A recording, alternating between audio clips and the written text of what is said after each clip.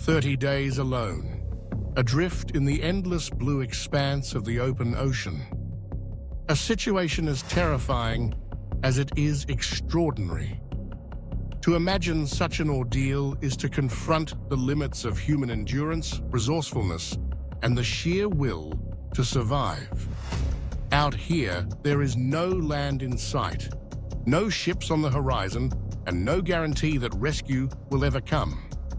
Every sunrise brings new hope, and every sunset a reminder that you are truly, profoundly alone.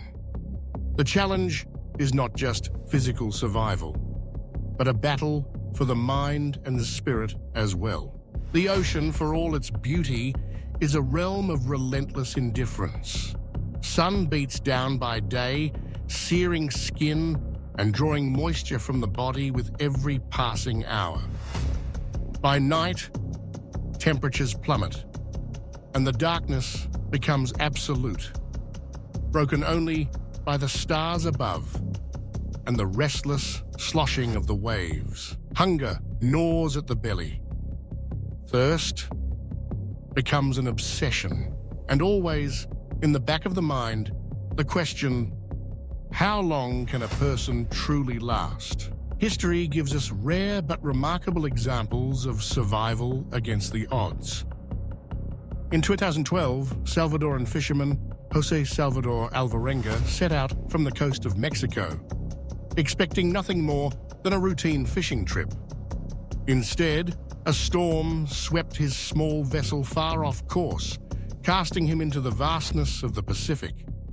Against all odds, he survived not just 30 days, but an unimaginable 14 months before washing ashore in the Marshall Islands. His account, and others like it, provide crucial insights into how a human being might survive a full month adrift at sea. No land, no help. Let's imagine the first moments after disaster strikes. Perhaps your boat has capsized, or a storm has driven you off course. Supplies are limited, if they exist at all. Panic is a natural first response, but it is a luxury you cannot afford. Survival begins with a clear head and a quick assessment of your situation. What do you have? A life raft, perhaps? Or the battered remains of your vessel? Maybe a few bottles of water, a fishing line, a knife, or, as in many real-life cases, nothing but your wits and determination. The first and most urgent need is water. The human body can survive weeks without food, but only a matter of days without water. The ocean itself is a cruel paradox, a seemingly endless supply of water, but all of it undrinkable. Consuming seawater is a shortcut to madness and death, as dehydration accelerates and the kidneys fail under the burden of excess salt. Survivors like Alvarenga and Aldi, Novel Adalang, the Indonesian fisherman who survived 49 days adrift in 2018, knew this well. Their first objective was always to secure fresh water. Rain is both salvation and torment for the castaway. The anticipation of a rainstorm brings hope and urgency. There is no time to waste when the heavens open. If you have a tarp, a piece of plastic, or even a makeshift container fashioned from the wreckage, you use it to catch every precious drop. Sometimes, cupped hands and desperate ingenuity are all you have. Alvarenga described drinking rainwater collected in empty bottles, coconut shells, or simply lapping it from the bottom of his boat. When rain is scarce, the hunt for moisture grows more dire. Survivors might suck the juice from raw fish or turtles, or, in the most extreme cases, attempt to extract water from the eyes and spinal fluid of their catch. Food is the next hurdle. Hunger is agonizing but not immediately fatal. Still, the body weakens without nourishment and the mind grows foggy. The ocean offers sustenance, if you know where to look and how to catch it. Fish are the obvious choice, if you have a line and hook or can improvise one from scraps. Alvarenga fashioned hooks from nails and bits of wire, using his own ingenuity and whatever materials he could scavenge. Adulang, stranded on a floating fish trap, crafted his own spear and pole, fishing for his survival day after day. Beyond fish, the sea is home to turtles, birds, and even the occasional small shark. Alvarenga recounted catching turtles as they surfaced and snatching birds that landed on his boat to rest. Raw meat is not ideal, but out here, it is life. The taste is secondary to the sustenance it provides. Every successful catch is a small victory against the relentless attrition of starvation. But the challenges are not only about sustenance. The sun is a constant enemy, its rays capable of burning exposed skin in a matter of hours. Shade is a blessing, if you can rig a tarp or piece of cloth to provide shelter. Otherwise, survivors must use clothing, life vests, or even seaweed to cover their skin. At night, the cold creeps in, sapping body heat. Hypothermia is a real threat, especially if you are wet or have little insulation. Exposure, dehydration, and hunger are the obvious dangers. Less visible, but just as deadly, is the psychological toll. Isolation, monotony, and the ever-present specter of despair can break even the strongest spirit.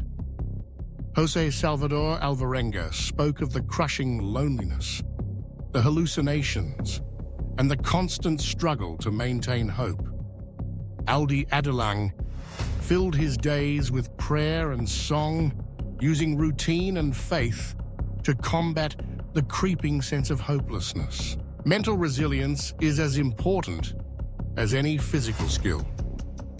Survivors often speak of setting small, achievable goals, catching a fish, collecting water, surviving just one more day. Breaking the ordeal into manageable chunks makes the impossible seem just a little less daunting. Maintaining a positive mental attitude, or at least keeping despair at bay, can mean the difference between survival and surrender. Then there is the matter of navigation. Without instruments or landmarks, it is almost impossible to know where you are or which direction to go. The ocean currents and prevailing winds become your unwitting guides, carrying you wherever they please. Some survivors, like Alvarenga, drifted for thousands of miles, at the mercy of the endless sea. Adulang's raft was carried across the Pacific until, by sheer chance, it crossed paths with a passing tanker. Signaling for help is another crucial aspect. If you have a flare, a mirror, or anything that reflects sunlight, you use it at the slightest hint of a distant ship or plane.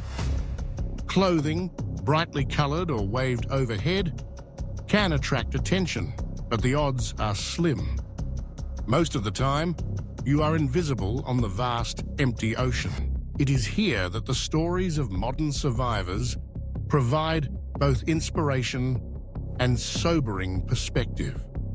The cases of Alvarenga and Adulang are remarkable not just for their duration, but for the sheer tenacity and resourcefulness displayed. Alvarenga's ordeal lasted 14 months, over 400 days, while Adulang survived 49 days alone. Both men faced starvation, dehydration, exposure, and crushing isolation. Their survival was a testament to human ingenuity, but also to an unbreakable will to live. The lessons from their experiences are profound. Preparedness matters. A little knowledge, a few tools, and some basic skills can make the difference between life and death. But even more important is adaptability. The ocean is unforgiving and unpredictable. The ability to improvise, to make do with whatever is at hand, is crucial. Recent research into survival psychology echoes these hard-won lessons. Studies have shown that survivors who keep their minds active through prayer, routine, or even just talking to themselves are more likely to endure. The human brain is wired for social connection and activity. In isolation, it can begin to unravel. Finding ways to stay mentally engaged, to combat boredom and hopelessness, is as vital as finding food and water. Exposure to the elements remains a constant threat. Sunburn, salt sores, and infection can all become life-threatening over time. Saltwater stings every cut and abrasion, and without proper hygiene, wounds can quickly become infected. Some survivors have used seawater to clean wounds, while others have relied on the antibacterial properties of fish skin or turtle fat. It is a harsh and imperfect science, dictated by necessity. Sharks and other marine predators are another source of anxiety. While attacks are rare, the knowledge that you are not alone in the water is a constant reminder of your vulnerability. Most sharks will ignore a drifting castaway, but caution is always warranted.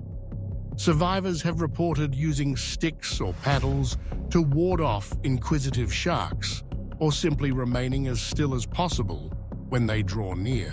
Time itself becomes an enemy. The days blur together, marked only by the rising and setting of the sun. The mind wanders, memories fade, and hallucinations may begin. Alvarenga spoke of vivid dreams and visions, of conversations with people who are not there. Reality and fantasy intertwine in the crucible of isolation. Yet through it all, the will to survive endures. Each new day brings new challenges, but also new opportunities. A sudden rainstorm can mean the difference between life and death. A lucky catch provides the energy to go on a little longer. The hope of rescue, however faint, is a lifeline that cannot be allowed to slip away. Even as the days stretch into weeks, the basic rules remain unchanged. Conserve energy whenever possible. Protect yourself from the sun and cold. Stay hydrated. Eat whatever you can catch. Signal for help at every opportunity. And above all, never give in to despair. The stories of recent survivors remind us that, as solitary as the castaway's ordeal may seem, they are part of a long tradition of oceanic endurance. Human beings are by nature resourceful and resilient. When pushed to the brink, we find reserves of strength and creativity we never knew we possessed. As the 30th day dawns, the stakes could not be higher.